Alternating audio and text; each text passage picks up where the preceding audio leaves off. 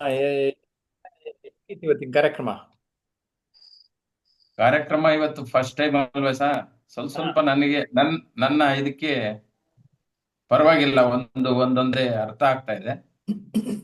Okay. ನಿಮ್ಮ ಅರ್ಪಿತಾ, ಹೇಳಿ ಹೇಳಿ. ನಿಮ್ಮ ಇನ್ನ ಒಂದು 10 ಕ್ಲಾಸ್ ತಗೊಂಡ್ರೆ ನಾನು ಮಾತಾಡ್ತಕ್ಕಂತ ಶಕ್ತಿ ಜಾಸ್ತಿ ಆಗುತ್ತೆ ಅಂತ ಒಂದು ನಂಬಿಕೆ ಇದೆ ನನಗೆ. ಆ, ಕಾನ್- ಇದು ಏನಂದ್ರೆ ಇದು ಇಂಟ್ರಡಕ್ಟರಿ ಸೆಷನ್ ಇದು. ಹ್ಮ್. ಹೌದು. ಸೊ ನೀವು ಡೆಫಿನೆಟ್ಲಿ ನಮ್ಮ ಸಿಲ್ವರ್ ಅಥವಾ ಗೋಲ್ಡ್ ಕಮ್ಯುನಿಟಿ ಯಾವ್ದಾದ್ರು ಒಂದು ಜಾಯಿನ್ ಆದ್ರೆ ಅದರಲ್ಲಿ ಹಂತ ಹಂತವಾಗಿ ಮೆಟ್ಲೇರೋದಕ್ಕೆ ಸಾಧ್ಯ ಆಗುತ್ತೆ. Thank you ರಜನಾ. ಅರ್ಪಿತಾ, ಏನ್ ಹೇಳ್ತೀಯಮ್ಮ? ತುಂಬಾ thank you sir. First time attend ಆಗಿದ್ದು. ಹ್ಮ್. ನನಗೂ ಸ್ವಲ್ಪ ಭಯನೇ ಸ್ಟೇಜ್ ಮೇಲೆ ಮಾತಾಡೋದು ಅಂದ್ರೆ. ಸ್ವಲ್ಪ ಇನ್ಸ್ಪಿರೇಷನ್ ಸಿಕ್ತು ನಿಮ್ಮಿಂದ. Okay okay, good. ನಮ್ಮಲ್ಲಿ ಅಳವಡಿಸ್ಕೊಂಡ್ರೆ ಅದನ್ನ ತುಂಬಾ ಚೆನ್ನಾಗಿ ಇಂಪ್ರೂವ್ ಮಾಡ್ಕೋಬಹುದು ಅನ್ನೋದು ಅರ್ಥ ಆಯ್ತು. Okay. Thank you sir. Yes. Ningappa Kumbar, mic on ಮಾಡ್ಕೊಳ್ಳಿ. ಮೈಕ್ ಆನ್ ಮಾಡ್ಕೊಳ್ಳಿ. ಇನ್ನೊಬ್ರು ಸ್ಯಾಮ್ಸಂಗ್ ಮೊಬೈಲ್ ಅವರು ಆನ್ ಮಾಡಿದ್ರಿ, ಮಾತಾಡಿ. ನಿಮ್ಮ ಹೆಸರು? ಸರ್ ಮಾತಾಡಿ. ನಮಸ್ಕಾರ. ಸರ್ ನಮಸ್ಕಾರ. ನಮಸ್ಕಾರ. ನಿಮ್ಮ ಹೆಸರು? ಸರ್ ನಿಂಗಪ್ಪ ಕುಂಬಾರ್ ಅಂತ ಹೇಳಿ ಸರ್. Okay okay. ಹೇಗೆ ಕ್ಲಾಸ್ ಹೇಗೆ ಅನ್ನಿಸ್ತು? ಸರ್ ತುಂಬಾ ಚೆನ್ನಾಗಿತ್ತು ಸರ್. ನಾವು ಫಸ್ಟ್ ಟೈಮ್ ಅಟೆಂಡ್ ಆಗಿದ್ದು ಸರ್. ಹ್ಮ್.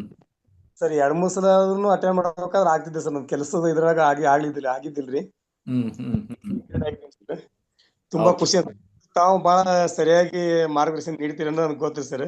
ಮತ್ತೆ ಚಂದನ್ ಟಿವಿ ಮೊದಲು ನೋಡಿದ್ದೇವೆ ಸರ್. ಮೊದಲು ನಮ್ಮ ಹಳ್ಳಿಯಲ್ಲೆಲ್ಲ ಚಂದನ್ ಟಿವಿ ಒಂದಿರೋರು ಸರ್. ಹಾ ಹಾ ಹಾ ಹಾ.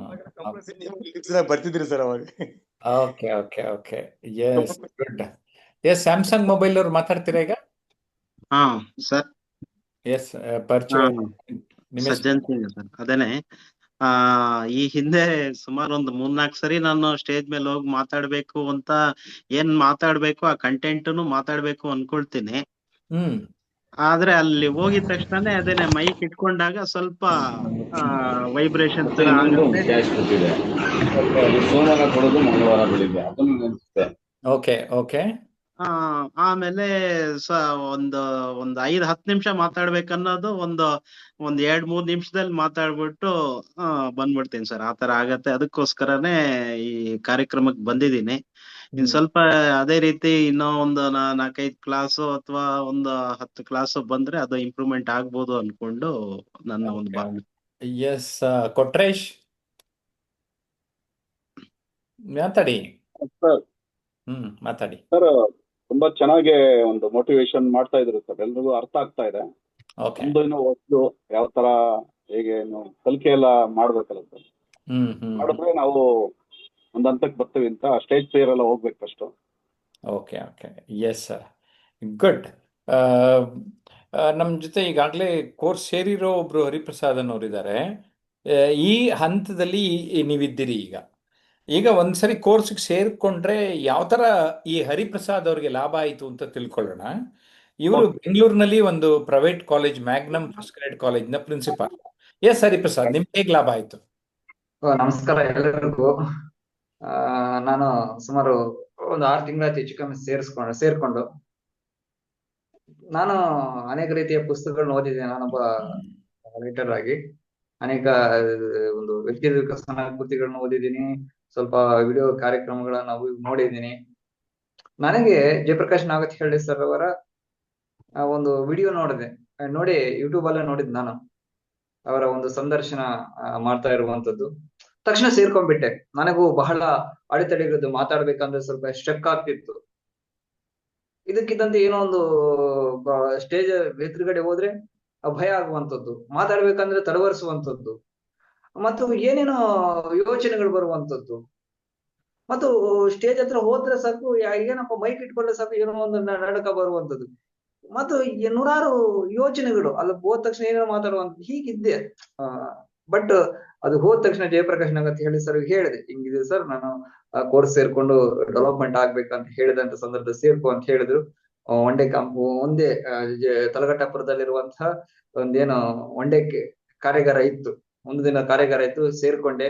ಆವತ್ತಿಂದ ಇವತ್ತು ತನಕ ನಾನು ಈಗ ಮಾತಾಡ್ತಿದ್ದೀನಿ ಅಂತಂದ್ರೆ ಹೀಗೆ ನನ್ನ ಬಾಡಿ ಲ್ಯಾಂಗ್ವೇಜ್ ಇಂಪ್ರೂವ್ಮೆಂಟ್ ಆಗಿದೆ, ನನ್ನ ಸ್ಪೀಕಿಂಗ್ ಹೇಗ್ ಮಾತಾಡ್ಬೇಕು ಅಂತಕ್ಕಂಥದ್ದು ಇಂಪ್ರೂವ್ಮೆಂಟ್ ಆಗಿದೆ, ನನ್ನ ಭಾಷೆ ಅಂತಕ್ಕಂಥದ್ದು ಇಂಪ್ರೂವ್ಮೆಂಟ್ ಆಗಿದೆ, ಪುಸ್ತಕಗಳು ಓದುವಂಥದ್ದು ಜಾಸ್ತಿ ಆಯ್ತು, ನನ್ನ ಪದಬಳಕೆ ಹೆಚ್ಚಾಗಿದೆ, ನನ್ನ ಧ್ವನಿ ಅಂತಕ್ಕಂಥದ್ದು ಹೇಗ್ ಬಳಸ್ಬೇಕು ಅಂತಕ್ಕಂಥದ್ದು, ಬಾಡಿ ಲ್ಯಾಂಗ್ವೇಜ್ ಹೆಂಗ್ ಬಳಸ್ಬೇಕು ಅಂತಕ್ಕಂಥದ್ದು, ಒಂದು ವಿಷಯವನ್ನ ಸಾದರಪಡಿಸ್ಬೇಕಾದ್ರೆ ಹೇಗ್ ಮಾತಾಡ್ಬೇಕು ಅಂತಕ್ಕಂಥದ್ದು, ಮತ್ತೆ ಸಭಿಕರು ಸಭಾಂಗಣ ಮತ್ತು ಮಾತಾಡುವಂತ ವ್ಯಕ್ತಿ ಹೇಗಿರ್ತಾರೆ ಅಂತಕ್ಕಂಥದ್ದು.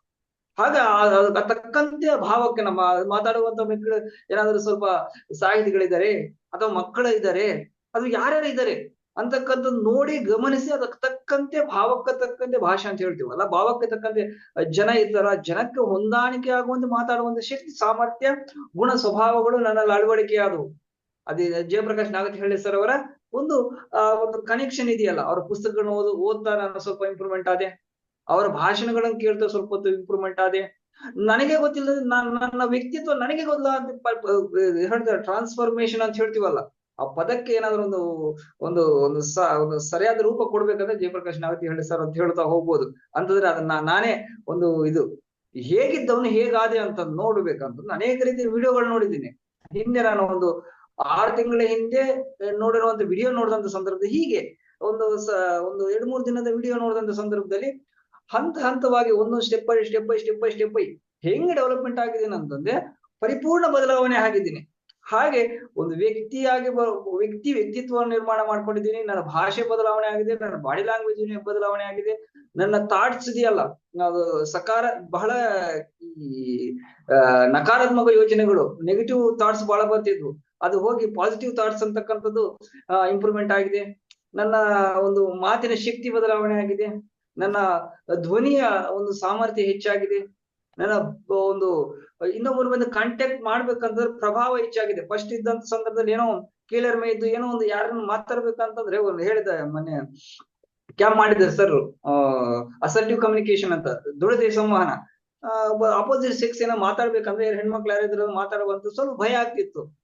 ಅಸರ್ಟಿವ್ ಕಮ್ಯುನಿಕೇಶನ್ ಇರುವಂತಹ ಅಂಶಗಳನ್ನ ಸ್ವಲ್ಪ ಅಷ್ಟು ಅಂಶಗಳನ್ನ ಹೇಳಿದ್ರು ಸರ್, ಅವ್ನ ಅಳವಡಿಸ್ಕೊಂತ ಈಗ ನಾನು ಯಾರ ಹತ್ರ ನಿರ್ಭಯವಾಗಿ ಮಾತಾಡ್ತೀನಿ. ನಾನು ಒಂದು ಐ ಕಾಂಟ್ಯಾಕ್ಟ್ ಕರೆಕ್ಟ್ ಆಗಿದೆ, ಐ ಕಾಂಟ್ಯಾಕ್ಟ್ ನೋಡಿದಂತ ದಿಕ್ಕ ನೋಡ್ತಿದ್ದೀವಿ. ಯಾರ ನೋಡ್ಬೇಕಂದ್ರೆ ದೃಷ್ಟಿ ಇಟ್ಟು ನೋಡ್ತಿರ್ತೇನೆ. ಅಂದ್ರೆ ನಾವು ಹೇಗೆ ದೃಷ್ಟಿ ಏನಿದೆ ಅದು ಚೆನ್ನಾಗಿ ಇನ್ಕೋಡ್ ಮಾಡ್ಕೊಂಡಿದೀವಿ ಅಂತಂದ್ರೆ ನಮ್ಮ ಆತ್ಮವಿಶ್ವಾಸ ಹೆಚ್ಚಾಗುತ್ತೆ. ಅದ್ರ ಮೂಲಕ ನಮ್ಮ ಮಾತಿನ ಶಕ್ತಿ ಡಾಕ್ಟರ್ ಹರಿಪ್ರಸಾದ್, ಥ್ಯಾಂಕ್ ಯು. ನೋಡಿ, ಹರಿಪ್ರಸಾದ್ ಅವರು ಮೊದಲನೇ ಪುಸ್ತಕ ಬರೆದ್ರು, ನನ್ನ ಕೈಲೇ ಮುನ್ನುಡಿ ಬರೆಸಿದ್ದಾರೆ. ಅಂದರೆ ಈಗ ಅವರು ಕವನ ಬರೆದಿಟ್ಕೊಂಡಿದ್ರು, ಆದರೆ ಬೇಗ ಪ್ರಿಂಟ್ ಮಾಡಿ ಅಂತ ಹೇಳಿ ಪ್ರಿಂಟ್ ಮಾಡಿಸಿದ್ಮೇಲೆ ನನ್ನ ಕೈಲೇನೆ ಇಲ್ಲ ಸರ್ ನೀವೇ ಮುನ್ನುಡಿ ಬರೀಬೇಕು ಅಂದರು. ಲೈಕ್ ದ್ಯಾಟ್ ನಮ್ಮ ಬಳಿ ಬರೋರು ಅವ್ರ ಜೀವನದಲ್ಲಿ ಅಭಿವೃದ್ಧಿ ಹೊಂದಬೇಕು ಅಂತ ನಾವು ಬಯಸ್ತೀವಿ. ನೀವು ಆ ರೀತಿಯ ಒಂದು ಬದಲಾವಣೆ ನಿಮ್ಮಲ್ಲಿ ಬೇಕೇ, ನಮ್ಮ ಜೊತೆ ಕೈ ಜೋಡಿಸಿ. ನಮಸ್ಕಾರ.